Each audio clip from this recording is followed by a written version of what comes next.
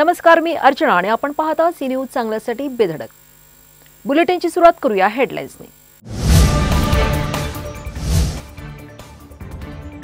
कुपवाड भाजी मंडईसाठी 12 कोटी रुपयांचा प्रस्ताव पाठवणार, आयुक्तांसह आमदार सुधीर गाडगीळ यांनी केली जागेची पाहणी।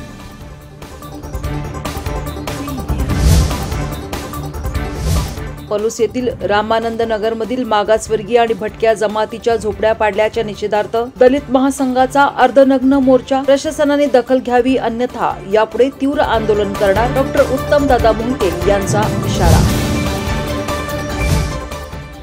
मिरज शासकीय रुग्णालयात बाळचोरी प्रकरणी दोषी ठरवण्याच्या निर्णयाचा परिचारिकांकडून अधिष्ठाता कार्यालयासमोर निदर्शने। परिचारिका संघटनेच्या पश्चिम महाराष्ट्र अध्यक्षा ॲडव्होकेट हशमत हावेरी यांनी घेतली अधिष्ठा यांची भेट।